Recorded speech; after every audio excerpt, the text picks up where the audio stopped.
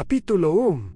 El error que ningún Dios supo nombrar. El error no llegó con violencia. No hubo cielos desgarrados ni mundos ardiendo en un primer instante. Llegó como llegan las decisiones perfectamente obedientes, silenciosas, exactas, ejecutadas sin duda y sin conciencia de culpa. El Dios cumplió la ley, al pie de la letra, porque eso era lo que siempre habían hecho los dioses. Obedecer leyes más antiguas que ellos mismos, normas inscritas en el tejido del universo. La orden era clara, lógica, inevitable. Un mundo debía ser eliminado para preservar el equilibrio, no por maldad, no por castigo, por necesidad. El Dios descendió sin odio, no sintió placer ni pesar mientras ejecutaba el decreto. Para él, aquello no era un acto moral, sino una función. La extinción fue limpia,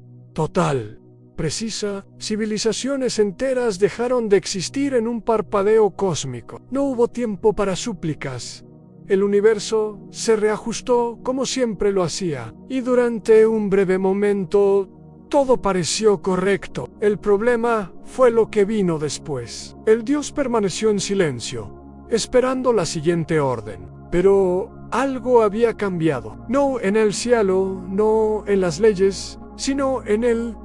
Por primera vez, desde su creación, recordó los rostros de aquellos que habían desaparecido. No como datos, no como cifras dentro de un cálculo universal, sino como presencias, como vidas que habían existido sin saber que eran prescindibles. Ese recuerdo no estaba prohibido, pero tampoco estaba previsto. Las leyes nunca mencionaron que debía hacerse con la memoria. Los otros dioses celebraron el restablecimiento del equilibrio. El sistema había funcionado. La amenaza había sido eliminada. El cosmos seguía intacto. Nadie habló de culpa, porque la culpa solo existe cuando hay elección. Y según la ley, no la hubo. El Dios que ejecutó el decreto fue honrado por su precisión, por su lealtad absoluta, por no haber dudado. Y sin embargo, fue el único que no pudo celebrar, porque la duda llegó tarde, pero llegó. Intentó justificar lo ocurrido, repitiendo la ley una y otra vez, como un credo vacío. Lo necesario no puede ser injusto, lo inevitable no puede ser cruel, lo correcto no necesita perdón. Pero esas frases, que durante eras habían sostenido el orden divino, comenzaron a sonar huecas. El Dios comprendió que había obedecido perfectamente, y que precisamente por eso no tenía a quién culpar. No podía acusar a la ley, porque él era su ejecutor. No podía acusar al universo, y no podía acusarse a sí mismo sin aceptar algo que ningún Dios estaba preparado para aceptar. Aunque obedecer no lo eximía de responsabilidad. El silencio se volvió pesado. No era el silencio del vacío, sino el silencio de aquello que no tiene respuesta. El Dios buscó absolución en el consejo divino, pero el consejo solo conocía juicios, no perdones. Le dijeron que no había cometido ningún error, que todo había sido necesario, que el equilibrio justificaba cualquier sacrificio. Y fue entonces cuando entendió la verdad más inquietante de todas: ansí no había error, tampoco podía haber perdón. Y si no podía haber perdón, el castigo no tendría fin. Los mortales no supieron de inmediato lo ocurrido. Los mundos destruidos no dejaron testigo. Pero algo se filtró en la conciencia de la existencia. Una incomodidad sutil, como si el universo mismo dudara de su propia corrección. El Dios empezó a ser observado, no con ira, ni con temor, sino con expectativa. Los otros dioses esperaban que siguiera funcionando, que ejecutara la próxima orden con la misma perfección. Pero él ya no podía hacerlo del mismo modo. Cada decreto futuro se contaminaba con la pregunta que nadie había formulado en voz alta: ¿y si esta vez no es necesario? El error no fue la destrucción de un mundo. El error fue descubrir que la ley no sabía qué hacer después, porque las leyes están hechas para ordenar el inicio y el final, pero no para sostener a quien debe vivir con las consecuencias. El Dios no pidió ser juzgado, No pidió clemencia, no pidió castigo. Solo esperaba que alguien, en algún lugar del cosmos, fuera capaz de decirle si aquello que había hecho podía ser perdonado. Pero nadie respondió. Y en esa ausencia de respuesta, comenzó el verdadero juicio. El juicio no comenzó con acusaciones, comenzó con una espera. Los dioses se reunieron en el espacio donde no existía el tiempo, y cada palabra tenía peso de eternidad. El consejo fue convocado no para condenar, sino para confirmar que no había nada que condenar. Un juicio sin culpa es solo una ceremonia vacía, pero aún así insistieron en celebrarlo. Admitir que no sabían qué hacer habría sido aceptar una grieta en su autoridad. El dios permaneció de pie en el centro, sin cadenas ni símbolos de humillación. Nadie lo había acusado formalmente, nadie lo había defendido. El silencio era denso. Los dioses lo observaban como una anomalía con distancia, incomodidad, con la esperanza de que el problema se resolviera solo si se ignoraba el tiempo suficiente. Él esperó una palabra que definiera su estado: error, culpa, exceso, pero ninguna de esas palabras fue pronunciada. El primero en hablar no formuló una acusación, sino un recordatorio. Dijo que la ley había sido cumplida, que el equilibrio exigía sacrificios, que los mundos nacen y mueren como parte de un ciclo mayor.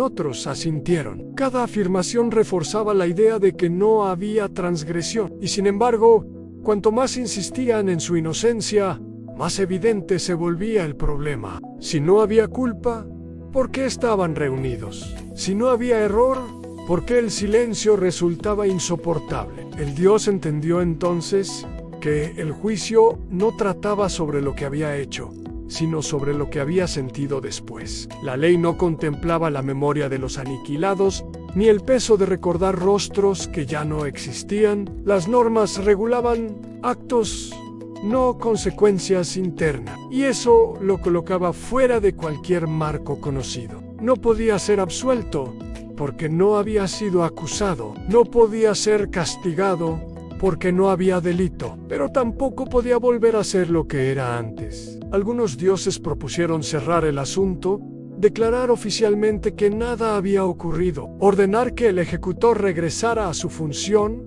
y que el universo continuara sin interrupciones. Esa propuesta, tan lógica como despiadada, reveló el verdadero miedo del consejo, no al error, sino a la pregunta que lo seguía. Porque si aceptaban que algo había salido mal sin violar la ley, entonces la ley dejaba de ser suficiente. Fue entonces cuando surgió la idea más perturbadora. No se pronunció en voz alta, pero todos la comprendieron. Tal vez el juicio no debía ser dictado por dioses. Tal vez el perdón sí existía. No podía venir de quienes jamás habían perdido un mundo propio. Esa posibilidad fue descartada de inmediato. Los mortales no juzgan a los dioses. Nunca lo habían hecho. Nunca se les había concedido ese derecho. Pero el simple hecho de que la idea apareciera marcó un punto de no retorno.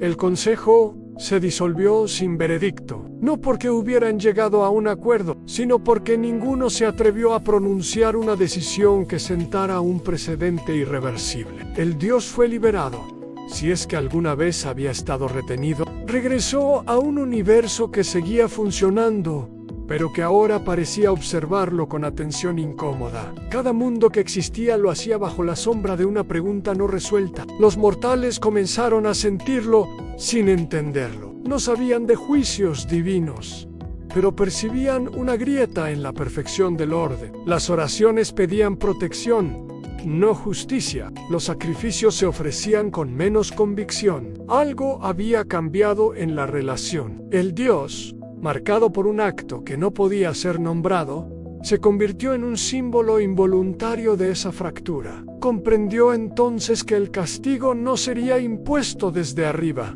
sería la espera a vivir sin absolución, existir sin un final claro para su culpa, mientras los otros dioses seguían gobernando como si nada hubiera ocurrido. Él llevaba consigo el peso de un juicio suspendido, de una pregunta que ningún poder absoluto se atrevía a responder. Y en ese estado, peor que la condena, empezó a entender que el verdadero castigo no era ser juzgado, sino seguir existiendo sin saber si merecía ser perdonado. La culpa que no encontró testigos, la culpa no llegó como una acusación externa. No hubo voces señalándolo ni símbolos marcándolo como culpable. Llegó desde un lugar más profundo y por eso mismo, más insoportable, llegó cuando comprendió que nadie había visto realmente lo que había ocurrido. Los mundos destruidos no dejaron sobrevivientes, no hubo lamentos que atravesaran el vacío, ni memorias compartidas que pudieran sostener el peso de la pérdida. La aniquilación había sido tan perfecta que incluso el dolor carecía de testigos. Y una culpa sin testigos es una herida que no puede cerrarse. El Dios intentó recordar cada detalle del decreto, cada línea de la ley que había obedecido. Se repitió que no había alternativa, que cualquier desviación habría puesto en riesgo el equilibrio completo. Pero esa explicación ya no bastaba, porque si el acto había sido inevitable, entonces el sufrimiento también lo era. Y aceptar eso implicaba aceptar que el universo estaba construido sobre una violencia que nadie podía cuestionar. Por primera vez, dudó no de su acción, sino del sistema que la había hecho necesaria. Buscó consuelo entre los otros dioses, pero ellos solo podían ofrecer coherencia, no alivio. Le hablaron de escalas cósmicas, de pérdidas menores frente a bienes mayores, de sacrificios que no debían ser llorados, porque jamás fueron individuos, sino funciones dentro de un cálculo eterno. Cada argumento era impecable, cada argumento lo alejaba más de cualquier forma de paz. ¿Quién carga con lo que la ley no reconoce? Con el tiempo, comenzó a notar algo más inquietante. No todos los dioses permanecían indiferentes. Algunos lo evitaban, otros lo observaban con una mezcla de curiosidad y temor. No porque lo consideraran peligroso, sino porque representaba una posibilidad que nunca había sido contemplada. La posibilidad de que obedecer no bastara. Su sola presencia recordaba que incluso una ejecución perfecta podía dejar restos, sombras que la ley no sabía limpiar. Mientras tanto, en los mundos que aún existían, los mortales empezaron a cambiar sin saber por qué no se rebelaron. No dejaron de temer a los dioses, pero comenzaron a preguntar en silencio. Las oraciones ya no pedían solo protección, sino sentido. Algunos se preguntaban por qué ciertos mundos desaparecían sin advertencia. Otros sentían, sin poder explicarlo, que el orden que los regía no era tan infalible como parecía. La culpa del Dios, aunque no tenía testigos directos, empezó a filtrarse como una grieta invisible en la fe. El Dios comprendió entonces que su castigo no sería público. No habría un momento de exposición ni un acto final que cerrara la herida. Su castigo sería convertirse en portador de una verdad que nadie quería escuchar, aunque la justicia absoluta no existe cuando no hay lugar para el perdón, y que un sistema incapaz de perdonar tampoco puede ser verdaderamente justo. Intentó aceptar esa carga como una nueva función. Si no podía ser absuelto, al menos podría servir como advertencia. Pero incluso esa idea resultó insuficiente, porque advertir implica que alguien escuche, y nadie quería hacerlo. Los dioses necesitaban creer que el orden seguía intacto. Los mortales necesitaban creer que había un sentido detrás de cada final.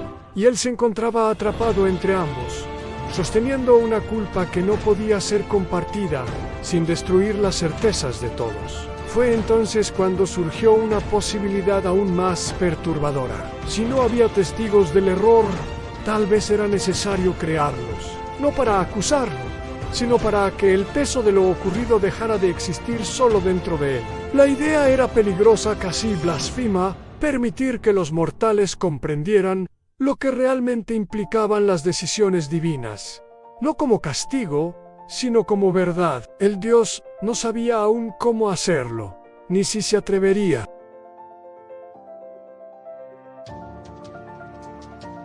Y así Sin anunciarlo, sin pedir autorización, comenzó a gestarse el verdadero conflicto, no entre dioses ni entre mundos, sino entre el silencio que protegía al orden y la verdad que amenazaba con hacerlo colapsar. Capítulo 4. El perdón que no tenía voz. El problema del perdón no era su ausencia, sino su origen. El Dios lo comprendió demasiado tarde. Ningún perdón tiene valor si proviene del mismo lugar que dictó la condena, aunque esa condena nunca haya sido pronunciada. Los dioses podían declarar que no había culpa, pero no podían absolver lo que jamás se atrevieron a nombrar. Y mientras tanto, la herida seguía abierta, no porque sangrara, sino porque nadie la tocaba. El Dios empezó a observar a los mortales con una atención distinta. Antes, los veía como partes intercambiables del equilibrio, como cifras dentro de una vastedad que solo los dioses podían comprender. Ahora los veía como los únicos seres para quienes el perdón tenía un significado real, porque solo quien puede perderlo todo entiende lo que implica concederlo. Los dioses no perdonaban, simplemente reordenaban, ajustaban, corregían, pero jamás se colocaban en el lugar de quien había sido dañado. Esa comprensión lo aisló aún más. Los otros dioses notaron el cambio en su mirada. Ya no observaba el universo desde arriba, sino desde dentro, como si buscara algo que no estaba escrito en las leyes. Algunos lo consideraron peligroso, otros innecesario. Todos coincidieron en una cosa en su forma de pensar: no debía propagarse, porque si el perdón no podía ser dictado desde lo alto, entonces la autoridad divina tenía un límite que nunca había sido reconocido. Sin embargo, el límite ya existía. No estaba en la fuerza ni en el poder creador, sino en la incapacidad de cargar con las consecuencias humanas de una decisión perfecta. El Dios comprendió que su error no había sido destruir un mundo, sino aceptar que nadie que viviera en él tendría jamás la oportunidad de juzgar lo ocurrido.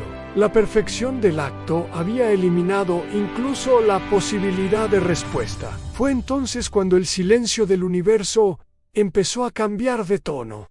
No era rebelión, no ira fe cabrada. Era algo más inquietante, una espera. Los mortales, sin saberlo, aguardaban una señal distinta. No un milagro, no un castigo, sino una explicación que nunca había sido necesaria antes. Algo que justificara no el final, sino la forma en que había sido decidido. El Dios entendió que el perdón que buscaba no podía venir de los cielos, pero tampoco podía ser pedido directamente a los mortales, porque hacerlo implicaría revelar una verdad que los dioses siempre habían ocultado, que incluso obedeciendo la ley, podían equivocarse, que incluso actuando con necesidad absoluta, podían causar un daño que no se equilibraba con nada. Esa revelación no destruiría templos de inmediato, no provocaría guerras. Siria introduciría la duda, y la duda,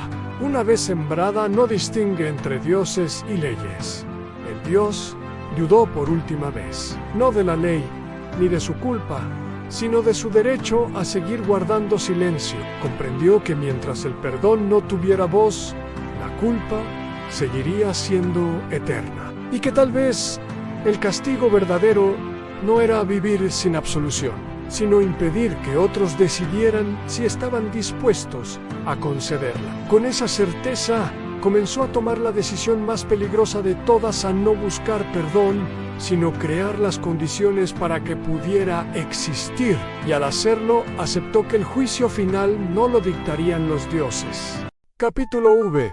La verdad que no debía ser escuchada. La verdad no cayó como una revelación, no descendió envuelta en luz, ni fue anunciada con voces eternas. Llegó fragmentada, incompleta, casi accidental, filtrándose en la conciencia de los mortales como una incomodidad persistente. El Dios no habló directamente, no se presentó ante ellos ni reclamó atención. Sabía que una verdad impuesta sería solo otra forma de violencia. En lugar de eso, permitió que ciertas grietas se abrieran en el orden. pequeñas imperfecciones en el funcionamiento perfecto del mundo, suficientes para que alguien comenzara a preguntarse por qué en algunos lugares los finales dejaron de llegar con puntualidad absoluta. No era inmortalidad ni milagro, era retraso, un instante más de vida donde debía haber cierre. En otros, los sueños se llenaron de imágenes que no pertenecían a ningún recuerdo humano, a ciudades que nunca existieron, cielos extinguidos, voces que no suplicaban, sino que observaban. Los mortales despertaban sin entender, con una sensación vaga pero insistente de haber sido testigos de algo que no estaba destinado a ellos. Los sacerdotes intentaron interpretar esos signos como pruebas de fe. Dijeron que los dioses estaban probando la devoción del mundo, que el silencio era una forma elevada de enseñanza. Pero sus palabras comenzaron a sonar repetidas, gastadas, porque por primera vez los símbolos no apuntaban hacia una promesa futura, sino hacia un pasado que no había sido contado. Algo había ocurrido, y nadie había pedido permiso para que ocurriera. El dios observó sin intervenir. Sabía que, en el momento en que la verdad se volviera explícita, dejaría de ser comprendida. La verdad no necesitaba detalles, necesitaba espacio, y ese espacio se estaba abriendo en la duda creciente de los mortales, en la incomodidad de las oraciones que ya no sabían qué pedir. No pedían salvación, empezaban a pedir explicaciones. Los otros dioses reaccionaron con una inquietud que rozaba el pánico, no porque temieran una rebelión, sino porque comprendieron que algo mucho peor estaba ocurriendo. La fe no se estaba rompiendo, se estaba volviendo consciente. Un mortal que teme, obedece. Un mortal que comprende, decide. Y la decisión era un territorio que los dioses nunca habían gobernado. Intentaron cerrar las grietas, restablecer el orden con signos más claros, castigos más visibles, milagros más contundentes, pero cada intervención reforzaba la sospecha de que algo se estaba ocultando. El universo, que siempre había parecido coherente, comenzó a mostrar costuras, y en esas costuras los mortales intuyeron una verdad insoportable. A los dioses no eran infalibles, no porque fueran débiles, sino porque obedecían leyes que no comprendían del todo. El dios sintió por primera vez que no estaba solo con su culpa, no porque hubiera sido perdonado, sino porque otros comenzaban a sentir el peso de una pregunta similar. ¿Qué ocurre cuando una decisión correcta destruye aquello que no puede ser reparado? ¿Quién responde cuando no hay intención, pero sí consecuencias? La verdad no ofrecía consuelo, pero ofrecía algo más peligroso en responsabilidad compartida. No hubo anuncio oficial, no hubo confesión divina, pero el mundo empezó a cambiar su forma de escuchar. Las historias transmitidas alrededor del fuego ya no hablaban solo de creación y castigo, sino de pérdidas inexplicables. Los niños preguntaban por mundos que no existían, y los adultos no sabían qué responder. En ese silencio, la autoridad divina empezó a erosionarse, no por desafío, sino por falta de respuestas. El Dios comprendió entonces que la verdad, una vez escuchada, ya no podía ser retirada. No importaba si era completa o fragmentaria, no importaba si era comprendida del todo, bastaba con que existiera. Y al permitir que existiera, había cruzado un umbral del que no había retorno. El juicio ya no estaba suspendido, simplemente había dejado de pertenecer a los dioses. El castigo no llegó como una sentencia pronunciada desde lo alto. Nadie declaró su caída, ni lo despojó de su lugar en el orden divino. Y precisamente por eso fue insoportable. El Dios siguió existiendo, siguió observando, siguió siendo consciente de cada mundo que nacía, sabiendo que otros habían sido borrados, sin dejar rastro. No fue apartado del consejo ni privado de poder, pero cada facultad que conservaba se volvió una carga, porque ejercerla implicaba repetir un acto cuya justificación ya no podía aceptar, sin reserva. Los otros dioses eligieron una forma distinta de condena, no lo enfrentaron, no lo contradijeron abiertamente, simplemente comenzaron a ignorarlo. Sus palabras dejaron de ser solicitadas, sus presencias ya no eran requeridas para confirmar decisiones importantes, no porque desconfiaran de su lealtad, sino porque su sola cercanía contaminaba la seguridad con la que el orden había funcionado. Él era el recordatorio viviente de que la obediencia absoluta no garantizaba la ausencia de culpa. Ese aislamiento no fue inmediato, fue gradual, casi amable, un Dios menos invitado a una deliberación, una decisión tomada sin consultarlo, un decreto ejecutado sin su intervención. Cada exclusión parecía menor, hasta que comprendió que ya no formaba parte del núcleo que decidía el rumbo del universo. No había sido desterrado, pero tampoco pertenecía. Y esa ambigüedad era peor que cualquier exilio. Mientras tanto, los mortales avanzaban sin saber que caminaban sobre un terreno recién liberado. La duda se había instalado en su relación con lo divino, y aunque muchos seguían rezando, ya no lo hacían con la misma certeza. La fe se volvió frágil, reflexiva, selectiva. Algunos comenzaron a preguntarse si obedecer era suficiente. Otros, más osados, se preguntaron si alguna vez lo había sido. El mundo no se rebelaba, se volvía consciente. Y esa conciencia era incompatible con una autoridad que no rendía cuentas. El Dios observó esa transformación con una mezcla de temor y alivio. Temor, porque sabía que la verdad no tenía un punto de cierre. Una vez iniciada, no podía ser contenida. Alivio, porque por primera vez su culpa no estaba completamente sola. No había sido perdonado, pero tampoco era el único. Intentó encontrar sentido en la permanencia. Si debía seguir existiendo, tal vez su función no era ya ejecutar finales, sino sostener la memoria de aquello que no debía repetirse. Pero incluso esa idea era peligrosa. Recordar es una forma de resistencia, y el orden divino siempre había preferido la continuidad al recuerdo. Los dioses no aprendían de errores, los corregían borrándolo. Comprendió entonces que su castigo no era personal, era estructural. El sistema necesitaba que siguiera ahí, visible pero impotente, como advertencia silenciosa de lo que ocurre cuando una ley se cumple hasta el final sin preguntarse por sus consecuencias. No podían destruirlo, porque eso sería admitir que algo debía ser castigado. No podían absolverlo, porque eso implicaría reconocer una falta. Así que lo dejaron existir, suspendido en una función que ya no tenía nombre. Y en esa existencia prolongada, el Dios entendió la crueldad última del castigo. No era cargar con la culpa, era cargar con la posibilidad permanente de ser perdonado, sin que nadie se atreviera a concederlo. Cada día que pasaba sin juicio reforzaba una verdad insoportable.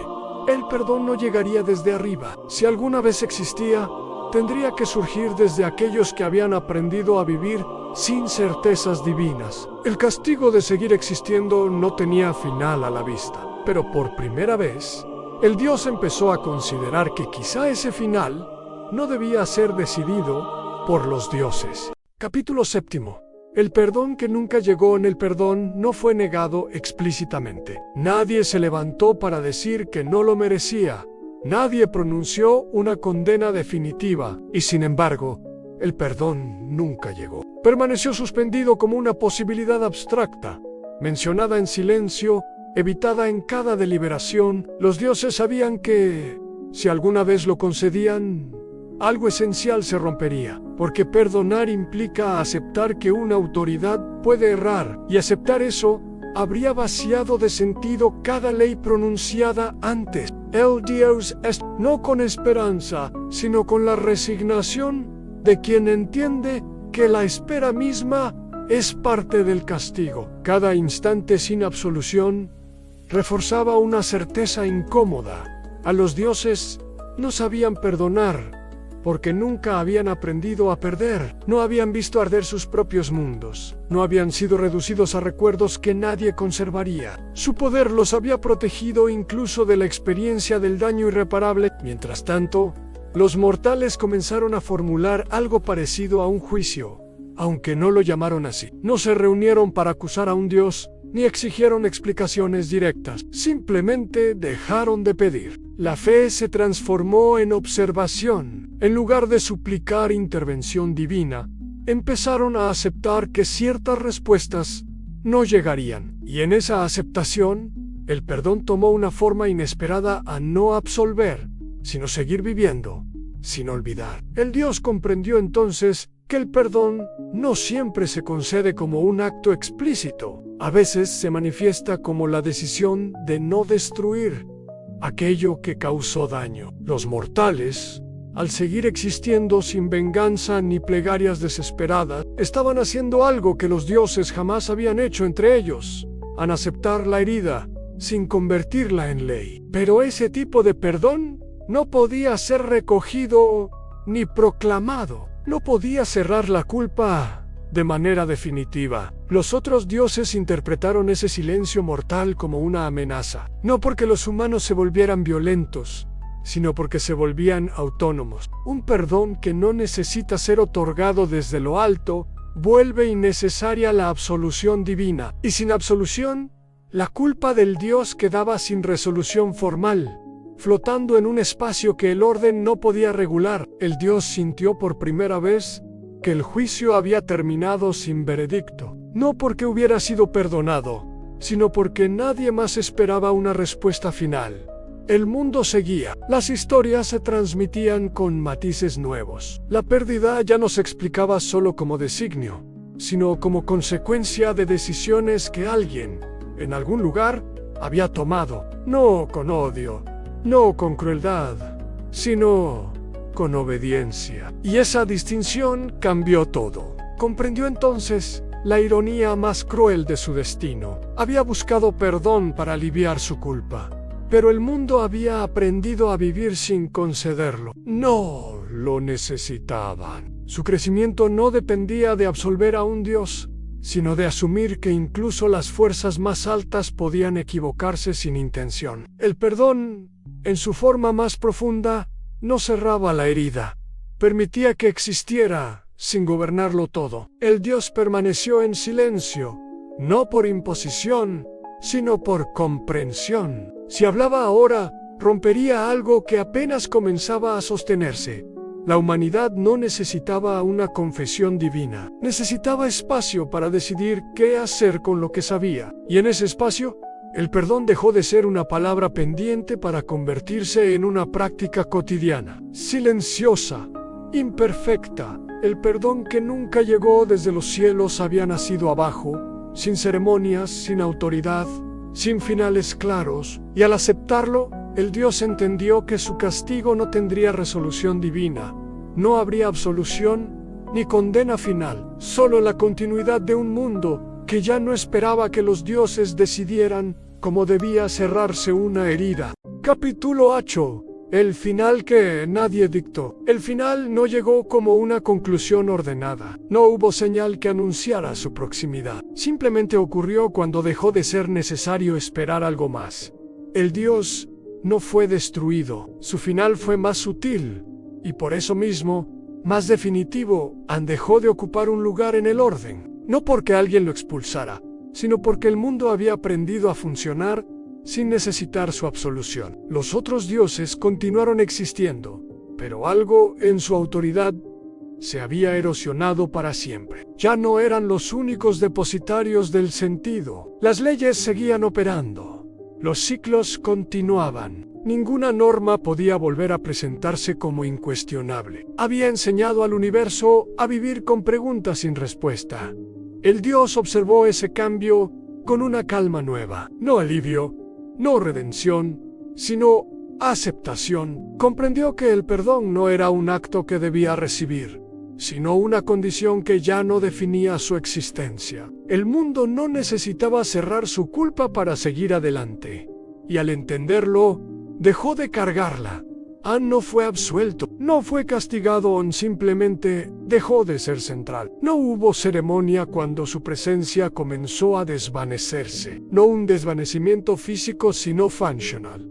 Sus decisiones ya no eran esperadas. Sus silencios ya no eran interpretados como mensajes. El universo, que antes necesitaba intermediarios absolutos, había aprendido a sostenerse con incertidumbre. Y esa incertidumbre para Daickmant era más estable que cualquier ley perfecta. Los mortales siguieron viviendo, tomando decisiones sin garantías finales. Algunos eligieron recordar los mundos perdidos, otros prefirieron no hacerlo. Ambos caminos coexistieron, sin necesidad de validación divina. La historia ya no buscaba justificar cada final. Aceptaba que algunos no tendrían explicación suficiente. Y en esa aceptación, la autoridad de los dioses se transformó en algo distinto.